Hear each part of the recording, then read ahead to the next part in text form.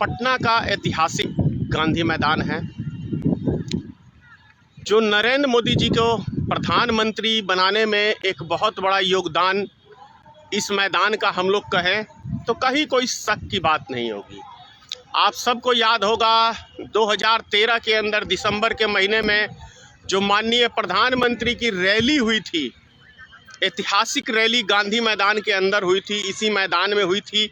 इस मैदान के बीचों बीच में बैठा हूं और इस मैदान से इन्होंने लहर कैसे पैदा की थी, इसके संबंध में मैं आप लोग को जानकारी दे रहा हूं। मेरे सामने बिल्कुल मंच है, मैं उस मंच को आपको पहले दिखा रहा हूं,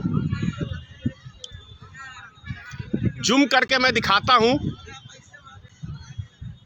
ये मंच है गांधी मैदान के पश्चिम की छोर, जहां पे आप ये बिल्डिंग देख रहे हैं,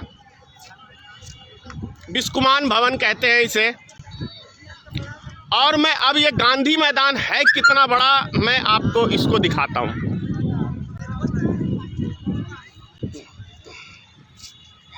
इधर पूरब की साइड चले जाए, उद्योग भवन वगैरह सब है, डीएम कार्यालय वगैरह सभी है। ये इतना बड़ा मैदान है, ये इतना बड़ा मैदान है कि इसके अंदर यदि 5 लाख 6 लाख पब्लिक आ जाए तो भी जगह कम पड़ेगा। और उस स्थान को मैंने इसलिए दिखाया है कि जब यहाँ पे रैली हुई थी तो इसी गांधी मैदान के अंदर, जब यहाँ पे कभी एक पटाखे नहीं फूटे, लेकिन मोदी की रैली में 13 बम फूटे थे, 13 बम फूटे थे।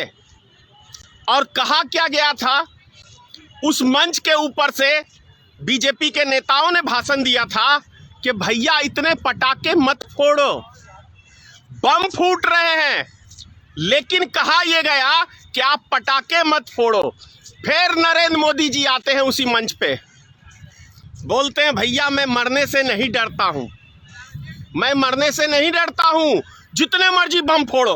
एक कार्यकर्ता बोल रहा है कि पटाखे मत फोड़ो, दूसरा जो प्रधानमंत्री का उम्मीदवार है वो कह रहा है कि बम जितने मर्जी है फोड़ो, मैं नहीं डरता। मतलब समझ में आ रहा है? रिकॉर्डिंग भाषण है, जब मर्जी हो मोदी जी आप चेक कर लो क्या बोले थे आप। लेकिन मोदी जी को मारने के लिए बम लगाया गया था, लेकिन मोदी जी क्या, बीजेपी का एक कार्यकर्ता नहीं मरा। मरे कौन? आम नागरिक जो रैली देखने के लिए यहां आए थे, वो व्यक्ति यहां पे मरे थे 26-27, जिनको मोदी जी ने कहा था कि हम 3-3 लाख रुपए देंगे। उनके परिवारों को, उनको 3-3 रुपया भी नहीं मिला आज तक, 3-3 रुपया भी नहीं दिया इस भाजपा सरकार ने। तो आप समझ सकते हैं। सवाल वो था 2014 के लोकसभा चुनाव का, उसके बाद आया 2019 का चुनाव। बालाकोट हमला, पुलवामा हमला, फिर मारे गए हमारे इस देश के वीर जवान, 44 शहीद हुए।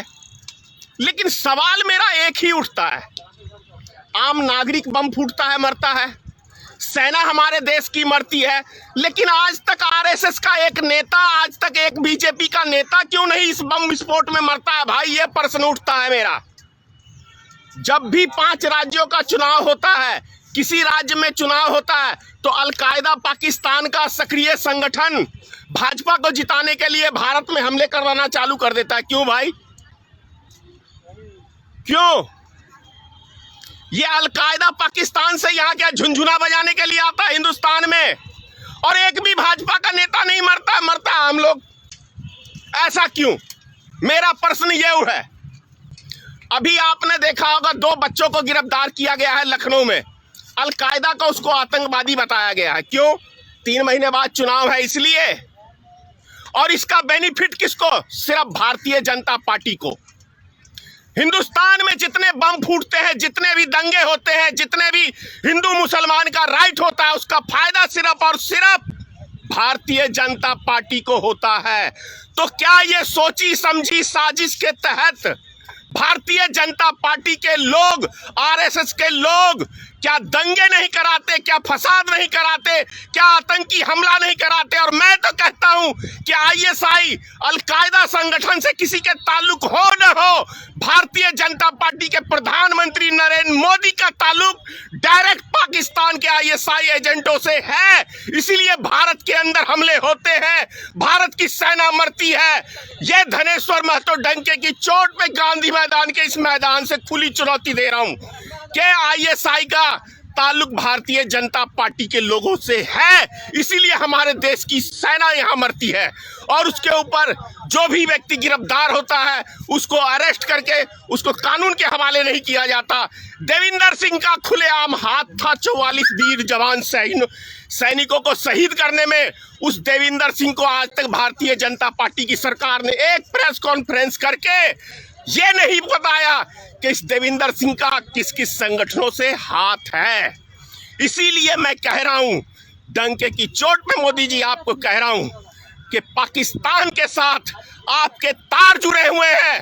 तभी तो बिन बुलाए मेहमान बिरयानी खाने के लिए पाकिस्तान आप पहुंच गए थे नवाज शरीफ के।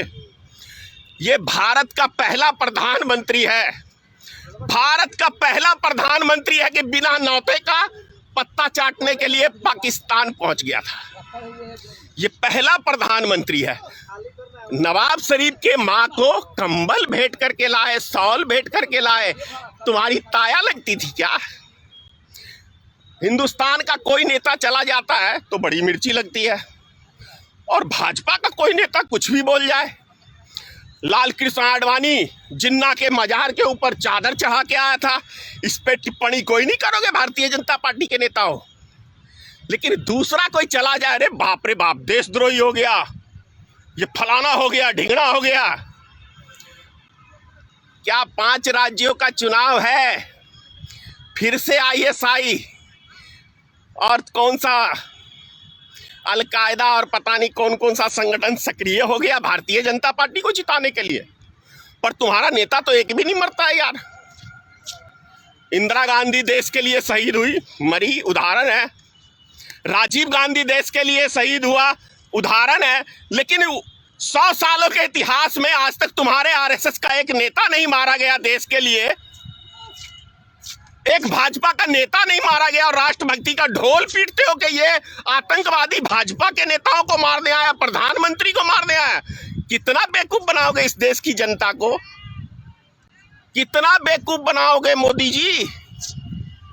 दुनिया समझती है, इतनी अंधेर नगरी नहीं है कि आपके रणनीति को देश की जनता नहीं समझ रही है। अब बढ़िया से समझ रही है, बढ़िया से।